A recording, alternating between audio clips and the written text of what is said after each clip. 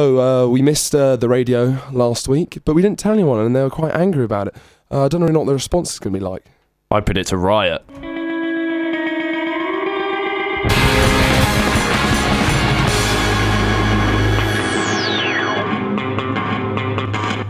Hello and welcome to In Conversation with Gould and Kirwan. We're back. After a reading week, sorry missed last week to all of the fans, but we are back. Wait a minute. Can I get an introduction as well? Who are you? Oh yeah, it's Michael. Okay. Sorry, yeah, Michael's here as well. Michael's here. Hi guys. You happy now? Yeah, I'm very Just happy. completely destroyed the flow. That's cool. It's chill. Let's go back to it now. Okay. Anyway, back to me. Reading week. I had a pretty. I'm not sure if you guys remember early in the radio shows, I told you about that university house where I stayed up till 5 a.m. Big deal. Everyone was like, wow, that's a mental story. You have no idea what happened the first weekend of reading week at University House again. That place is a cursed, haunted entity. People not at Warwick, it's like this building that stays open 24 hours and has a learning grid that you could go 24/7. And basically I hadn't done my essay, what a legend, which was due on a Monday all weekend. I was going to have to write it all out during the whole weekend. And then I run into these 4 guys who hadn't done their essay either. So we all, it was only 1,500 words. This is where it gets really strange. You're all doing the same essay, yeah? We're all doing the same essay. And you were there for a little bit. I know, I'm sort of clarifying for the listeners at home. Yeah. And there was 4 of us to doing like a 1,500 word essay. And we take all weekend doing this essay, but literally we spend from 5 o'clock in the afternoon on a Sunday, we stay up all night until 11 in the morning, where the deadline's at 12 in the morning, doing this essay. We got hit some damn weird places because we did not sleep. I was there for part of it, at that grid. And I tell you what, there was like, we had like, one of the guys in our group called Lewis had like 10 caffeine pills. So he was just shaking the whole time, making weird noises. I mean, we had like, at one point, I think about 5 in the morning, this is really strange, this actually happened. 4 people came up, dressed as wacky racists. No, and it's not like, they didn't come up like fun and games. They looked around, they poked their head over all the stools. They looked really concerned, like they're looking for someone. One of them shakes his head and goes, he's not here, and then they leave. What's weird is like usually in our uni, like on a Wednesday, circling's on, so like people dress up for that. But this was a Sunday. This is a Sunday. So no, it wasn't. It was Monday morning at 5 in the morning, and there was 4 wacky races with the 4 of us, and we did. I'm not sure if you saw my Snapchat story where I did dissent. Yeah, what do you mean? Why? Sorry, I've got 50 followers. I'm sorry. Yeah, God, sorry about that, guys. But we descended into madness. We had breakfast there at University House with everyone coming in the morning, and none of you had any idea what we went through. We had 12 hours solid on a 1,500 word essay. So yeah, that's not great. The format of the essay was that they had like each of them had to read like 4 texts that were describing like a film, because they all do film studies. Yeah. 4 texts that were like describing this film, and then they had to compare and contrast which one was the best at describing it, which was the best criticism. So they had this amazing idea. We were so proud of ourselves because there was 4 of them. Each of them read one, and then shared all the ideas. Put them into a big pool of quotes. This made the essay take the length that it did. It took inexplicably long. The hard thing about the essay was that you have a lot of content, you had to get it down. So we had like 1 million quotes, and we only used like one of them. Most of the stuff I didn't even use all the other stuff the other guys did anyway. It was a nightmare. It sounds it. Yeah. How was your reading week, Michael? Anything particular? Mine was a little bit mundane. I think the day after, or maybe the day after you handed in your essay, I sort of like said I have to get my dissertation done. So I sort of woke up at 6 in the morning, ingested some study energy, and just from my books and stuff, from my books, ambrosia, and just sort of like sat there.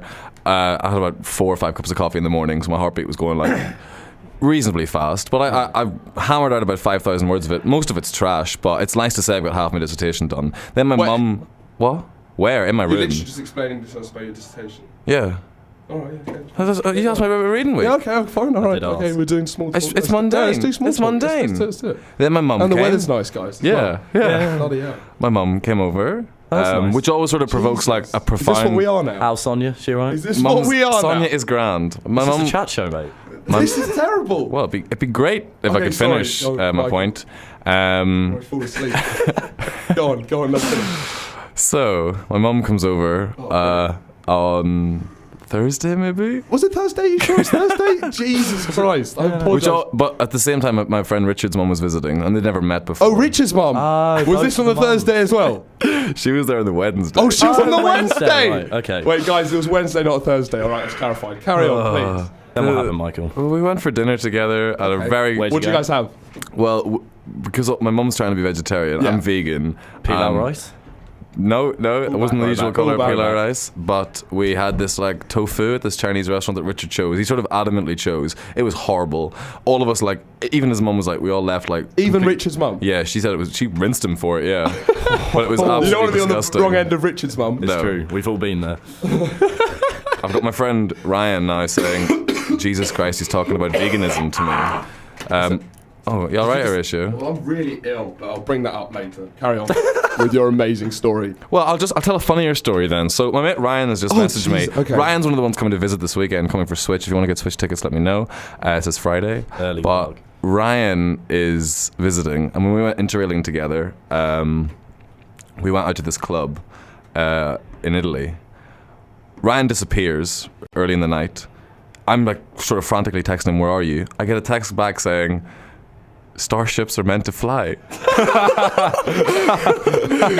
Just that, like, badly typed. He had disappeared. We found him on the beach. There's a girl walking away. Starships were meant to fly. He's not Wait, wrong. you mean starships were meant to fly? No, the other use of that term. Well, you're an idiot. Oh, no. You're an Oh, idiot. God. Well, But that was my mundane reading week, and there's a story about Ryan. Brilliant. Anyone can ask Andrew, about mine? Andrew, how is your reading week, buddy? Well, something very magical happened to It's me. pretty huge, actually. And Michael was blessed enough to actually witness this. As was Richard. His mum wasn't there, though. And Was this so, on the Wednesday or the Thursday? Or was it? It was neither, actually. Neither. All right. no. Okay. So we were in the club as usual, killing it at where was it? Oh, it was Cut. Yeah. So it was a Friday actually. Me and Michael stand about having a chat, having a drink, enjoying life. And I get this is 2 o'clock in the morning actually. That's an important fact. And felt a buzz on my phone. I was like, all right. Were you feeling Now, buzzed a bit of- inside at this point? Are you feeling buzzed? I'm not. Why'd you have to interject Okay, with poor comments? So I had that, and so I felt the buzz on my phone. Now, important context is that I made a Twitter account about a year ago, I think, and I have 12 followers on it. And I've never ever done a single tweet because I was just going to use it to look at other people's tweets and stay up to date with the world. But I kind of fell out of love with Twitter, and I honestly haven't used it for about I'd say 10 months. So 10 months later, here we are, me and Michael and Smack, and here's the buzz on the phone. Get it out.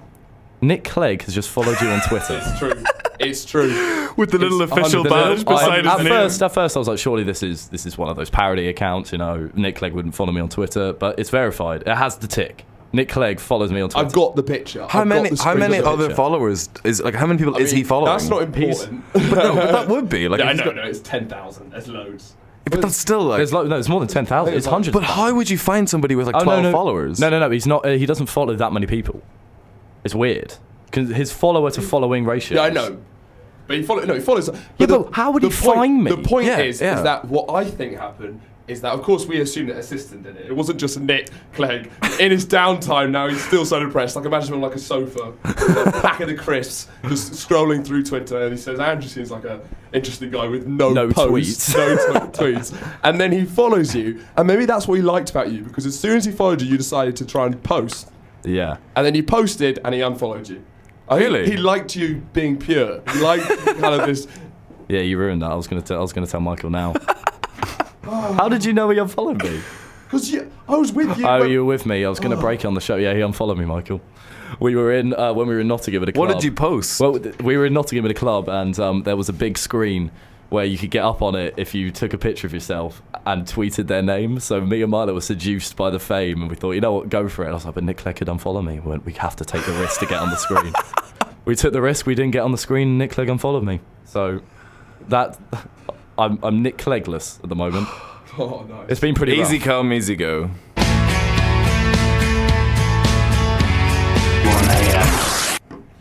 Yeah, I think I should preface this kind of whole radio show by saying how, well, you guys know, but how seriously ill I actually am. I'm jacked up on a lot of painkillers just to keep me stable. Because I had the trip down with you, Andrew, on Sunday. You did. Yep. And we were pretty ill. We had a pretty mad night on Saturday. We did. I thought it was a hangover, but no hangover hurts like this mother of all fevers, flu. I don't know really what was, but like at the beginning of the journey, I was pretty bad, and I slowly descended. The closer we got to Warwick, the more I crippled. It was like I was like aging into an old man the closer I got to Warwick. I've seen some dejected looking faces on the tube, but yours was something else. Oh, it was kind of like I'd seen another world. It was like I wanted to be somewhere else, and also the walk back just from the bus stop at Warwick to my accommodation, I literally nearly collapsed. I said, text me if you collapse. Yeah, that's how serious it was. And I was supposed to see him at 6, and I called him at like 8, and he was like... Yeah, and all my flatmates were in the kitchen. They all hadn't seen each other, all talking. I managed to slink past them and get into it. None of them knew I was even back, and I went straight to bed. I lay in bed for about 36 hours. Like, it was like, if you guys know the Train Spotting withdrawal sequence, you know, when he's all tossing and turning, sweating, he sees the dead baby walking on the ceiling. That's kind of what it was for me. And I emerged out of my cocoon as a beautiful butterfly. But not really, because I'm here. Quite ill today. Yeah, I'm really ill today. That's why sometimes you can hear me coughing to the side of the mic. But yeah, just kind of preface that. And then also, this has been such a tough day because we're doing this bloody film, which we can release next week. We can't really tell you what it's about, which is brilliant for radio. I just realised we literally cannot tell you. But just talk, legal purposes. But talk about like the filming process, because like today was the first time. I know that you guys make films and stuff, and I've seen them, and they're very, very good. But seeing you in action today was something else. It was actually like you looked really professional. Like I have to say, no. I have to say. So I want to like.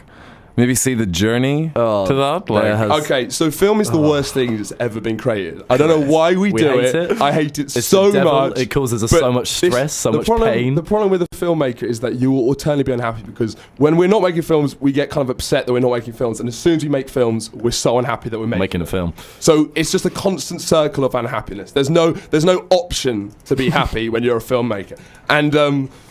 Well, we could discuss the first weekend. I mean, the optimism of before, because we planned to do a weekend where we shot our 3 first scripts that we've written, and we thought we'd just be able to bang out 3 in a weekend. One rule that anyone who's looking to go into films is, your first film is terrible.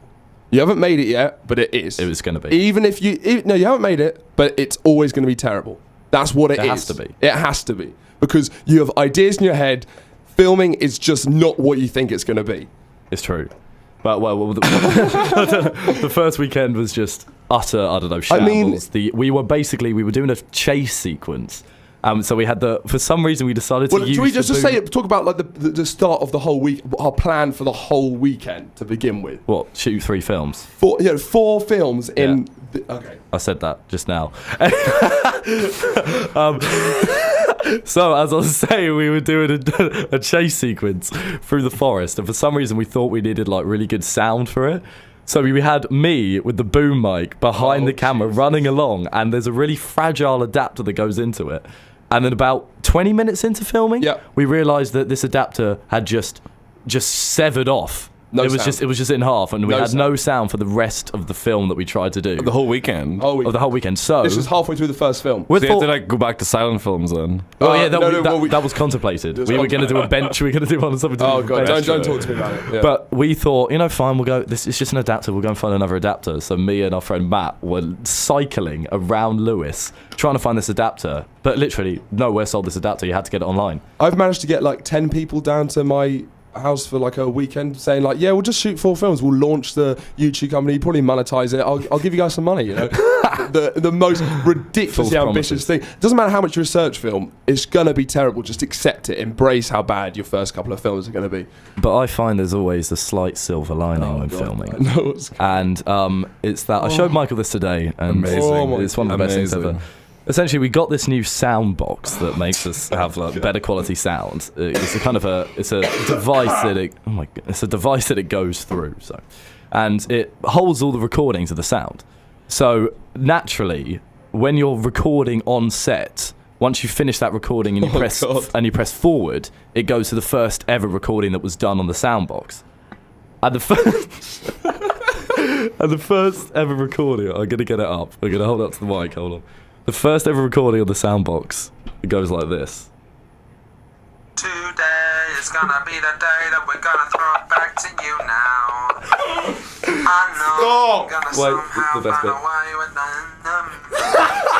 I don't believe that anybody feels It's the so way soulful. I do about you now. So much passion. It's a mic test, and I have so much passion. Yeah.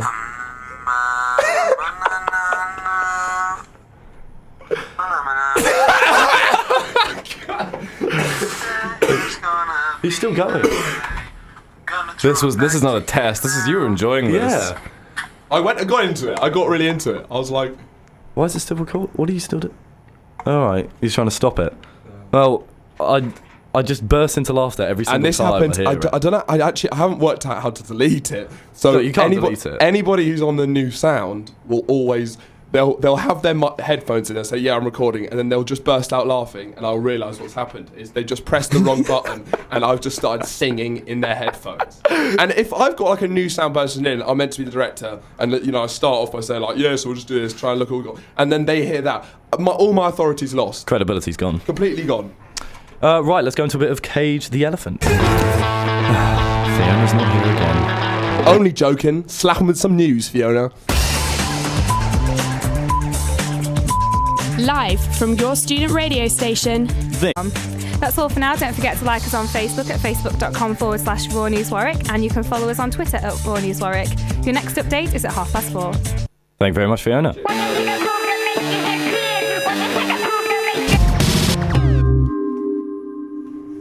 And that was Rat Boy there, who our friend Milo Lathan has actually worn the hat of. Yeah.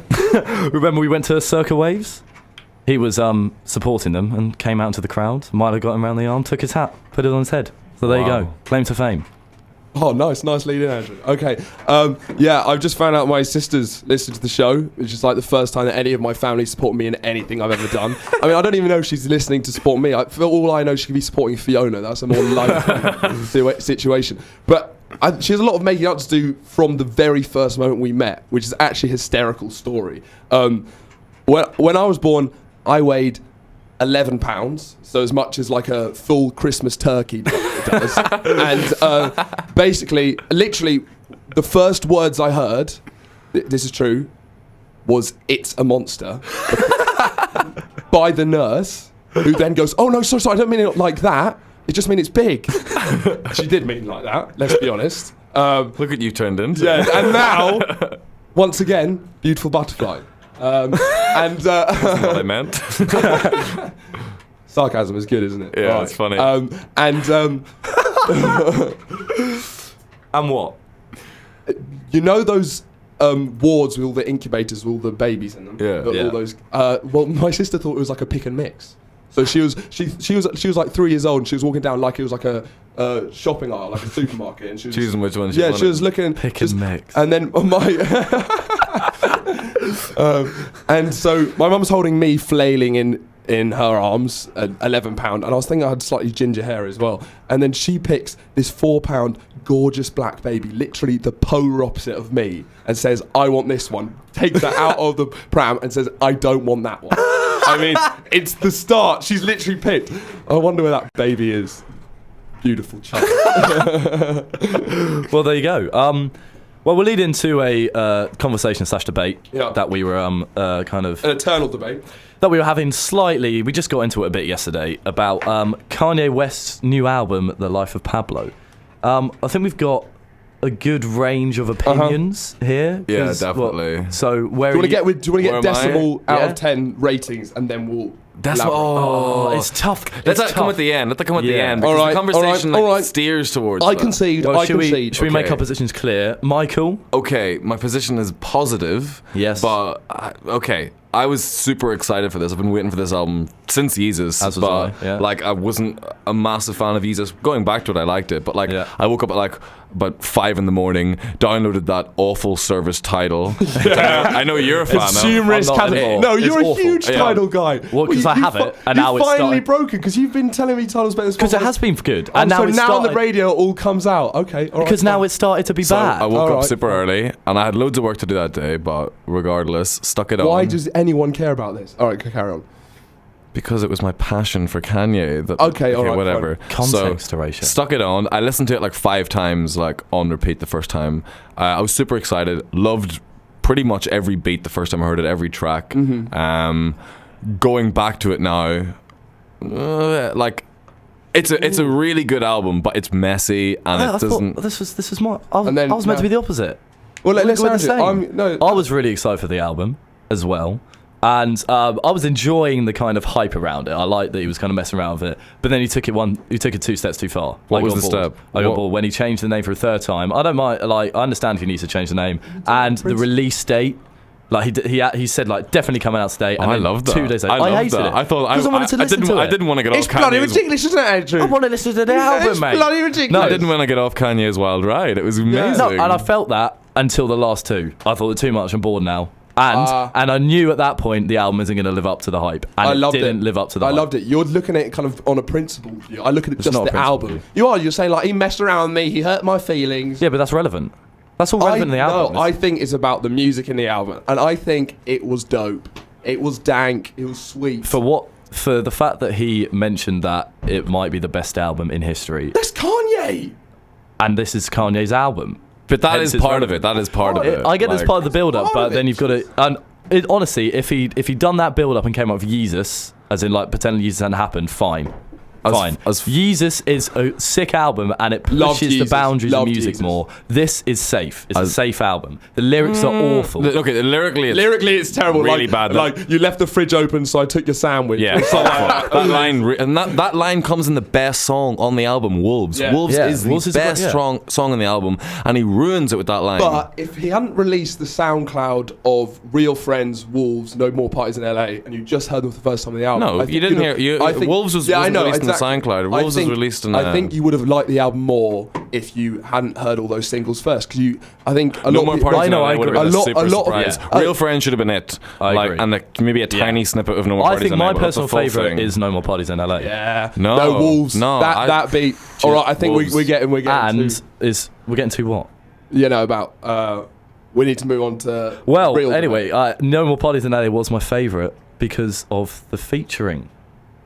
Okay. Kendrick Lamar. Okay. That's what we call a link in radio. Yeah, Link, that's alright. a segue. Nice. So we were also having the slight debate about who's better, The eternal debate. Kanye or Kendrick. Huge debate. Now let's highlight our sides. Michael. Wait, would we agree? Can we Okay, first agree that for- these are the top 2 at the moment? Ooh. Oh. No, Young Thug. Easy. Oh, yeah. fine. All right, Easy. fine. All right, fine. Let's just talk about these 2. I'm gonna side with Kanye. Yep. I'm over here with Kendrick. Uh, You're kind of in the middle ground. no, I'm like Kendrick's better, but I like Kanye more. You like him more, but I do. This is music. This isn't personality. No, you have to take in Kanye, everything. Kanye. Yeah. Okay. I'm gonna go okay. Kanye. There Yeah. we go. Why? Right. So, lyrically, Kendrick is leaps and bounds ahead of 100% Kanye. most important As a thing in a rap rapper, song. no, that's not the most important Yes, it thing in a is. Yes, it is. song. In a rap in a song. it is 100%, He's a musician. What are Yeah, you talking exactly. and that involves lyricism. about? And it Yeah, involves it music. involves making music Correct. as well. I'm and- not saying- and it involves the persona you But I are, think- and it involves I think- everything else. Correct, but I think personally, Nah. for a rap artist, the most important thing are the lyrics. 100%. I'd say beats, man. No, Like I love trap music, and a lot of the music is just like this. A lot of the lyrics are just the same things, but the music bangs. yeah, the and music's it's good, great. but to be the best, you have to have amazing lyrics. Oh. If you're producing But if you poor listen to- lyrics, but if you listen to the Kendrick's lyrics beat, in My listen, Beautiful Darkness you of just Fantasy- said There's Kanye's early stuff is That's not early. good, That's but- mid Kanye. Oh, whatever. You just said that the lyrics are poor in Life of Pablo. 100%. Would you say that Kendrick's beat making is poor? You wouldn't, but you say his No. lyricism is amazing. No, I wouldn't say it's poor. Therefore, he wins because his lyricism is unbelievable and his beat making is very good. No, Kanye's beat making is better than Kendrick's, but his lyricism, as you just described, is poor. What I find is I think they're both geniuses, but Kendrick understands his own genius. Kanye's like this floundering. I've never seen someone who appears like an idiotic genius. Do you know what I mean? Yeah. Like this kind of stumbling around, creating genius works, but not really knowing what to do themselves. Says some absolutely stupid shit. Being into like 53 Stuff. million pound in debt. Yeah. But then if we're talking about genius, is what you do with that as well. Yeah. And you would agree with me that Kendrick politically, Politically, completely. 100%. Kanye says Exactly. stupid stuff about race. Kendrick's Just album really. to Pimp a Butterfly is an absolute masterpiece. To be fair, Kanye has said that he doesn't want anyone. This is black music and doesn't want white reviewers talking about it. So we are breaking Kanye's rules. We're kind of which is a fair point, I feel. Yeah.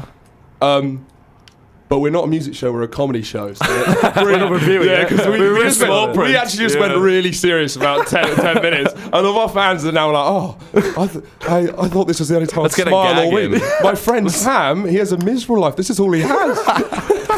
Shout out to Sam. Love you, buddy. Well, I've got 2 songs lined up. So it's either Kendrick or Kanye. Surprise me, Andrew. All right. All's my life I has to fight, nigga. All's my life hard times like yeah, bad trips like yeah. Nazareth, I'm fucking. Does that have swearing in it? Did that just say the N-word? No, yeah. Wait, what? It did. Should we apologise? Yeah, we should. Sorry. Oh, God. I'm kind of scared that it's going to be the same with the Kanye one. Did it say cleaning? Yeah. Well, who decides the N-word's clean? It's definitely not. Yeah, we don't condone that is clean. Where can I...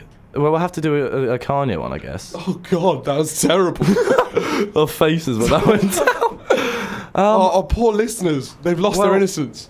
Well, we're going to have to find a clean one, aren't we? Jeez. Well, bear with That us. was terrible. Stick on Kanye's clean version. Well, I can't, because I'm not sure it's clean. Hold on. Oh, there. Oh, found it. Hold on. God. Hold on, This team. is just amazing radio. Brilliant, guys. Well done. Even when Fiona's here, we still fall apart. God, this is so We embarrassing. can't blame her anymore. Wait, it's... Okay, here we go. All's my life I has to fight. I remember you was conflicted, misusing your influence. Sometimes I did the same, abusing my power full of resentment that turned into a deep depression. Found myself screaming in the hotel room. I didn't want to self-destruct. The evils of Lucy was all around me. So I went running for answers. I think we all learned something here. It was a valuable experience. You guys. Oh, yeah, blame us. Go on, jump shit, Michael. You guys. Oh, Jesus. Right. Well. Anyone? Oh, yeah, no, we got So now. Well, so, if you don't know, last week, I think now you know. Andrew's crying. Last week, Shia LaBeouf, one of my favorite actors, people, personalities, Shia LaBeouf went to Oxford and did this sort of like performance stunt thing where he stayed in an elevator. And two of my friends, Alex and Ollie, they went down to see him. I was invited, but I was with my mum. I was entertaining my mum. Oh yeah, if you guys remember from the earlier Richard's anecdote. mum's there? Yeah. Was this a Wednesday or a Thursday? Oh, I swear this was Friday. Thursday. This was Oh, the Friday. Friday. How long did she God, stay She for? stayed for a while, didn't she? A while, yeah. Oh, wow, God. She got me Okay. new shoes. Do you like them? Oh, new shoes. Oh, they're yeah. quite nice. Thank If you guys you. can't see them, they're really nice. Thank you. But yeah, so he was down in Oxford and doing this weird thing in a lift. So Ollie. Alex. My name's Michael, and I say Alex. That was you. Ollie and Alex. Good one. Yeah, thanks, man. Thanks, man. Queued from 4:30 to 2 a.m. to see him, and when they saw him, he was like the most boring, like hippie liberal. What? Yeah, which is perfect for me because I deify him. I love him. I think he's an incredible character. But the fact that he's just this sort of like LA, like like art is just feelings, man. Like Is this a direct quote? Well, they asked him what do you think about art is, and he's like, Yeah. it's like humans like coming together and like making something. It's like anything is art, And then they asked him. Good point, though. To be fair. But Ollie actually invited him to switch, but he said no. So Big shot. Big shot. Sold another Can you ticket. imagine? That'd be But something like Charlotte. the best thing Shia LaBeouf has ever done is the plagiarism thing. Do you know this? Oh, when he completely Yes, stole yes, someone. yes. So Shia LaBeouf was in this sort of embroiled in this Hollywood scandal for like for plagiarizing a Hollywood script. Yeah. So he published this thing, this sort of academic essay, and I was reading it. I was like, this is brilliant. And he said, like, you know, in music we sample, and in film we borrow shots, and in every other art form we plagiarize in a way, we sample, but in literature, it's sort of it's banned. In writing, it's banned. Why is this? In my class, and I was like, hold on, what class do you teach? I sort of googled it, didn't find any class. Kept reading. In my class, turns out he had plagiarized that from a literature professor who was talking about plagiarism. Oh, that's amazing. That for me, that cemented Shia LaBeouf as the ultimate celebrity or anti-celebrity. Yeah, I'm a big fan personally. Yeah, I do like his stuff. His work in Michael Bay films is probably his best. Oh my god. Oh, God. Shia. How's his meme potential, Michael? He turned himself into a meme. So like, is he part of Meme Team Supreme, would you say? I would say so. Like Bit of a steamy creamy meme with a hint of paprika. Yeah. Yeah. His video "Just Do It" is like number one, like amazing endorsement for Nike. You know that's like 20 minutes long, and that's like a 30-second. Really? You know, it was another performance art thing he did, Oh. and like that's just like a little. I bit. couldn't sit through that. That would be so like self-indulgent, and terrible.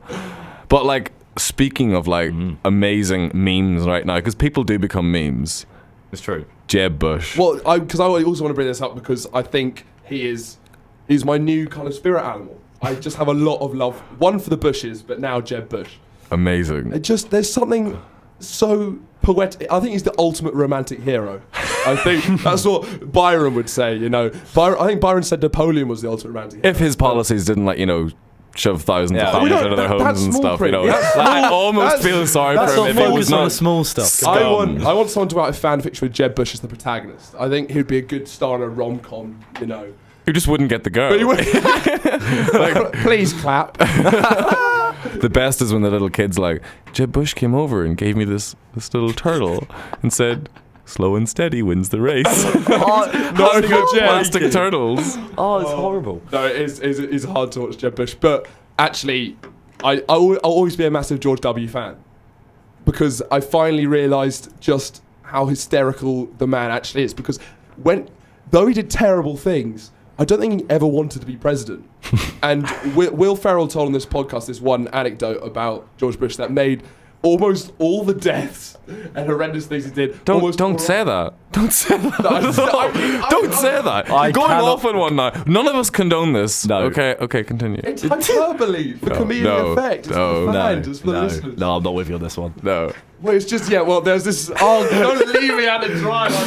No, I can't condone this. Continue. Tell me There's anecdote. a story about him lying on the bed while one of his aides says you need to go down and speak to some people around the shops, you know, to try and boost your rating in the New Hampshire primary. And he apparently just lay on the bed and goes, do we have to? Do we have to? Imagine like hitting the bed. Just hitting the bed. puddle of his And own just tears. that image of George Bush with a big like red face just lying on the bed, that's how I like to imagine him. And that's why I just kind of feel like he was just caught up in this game. He wasn't meant to be president because he's an idiot.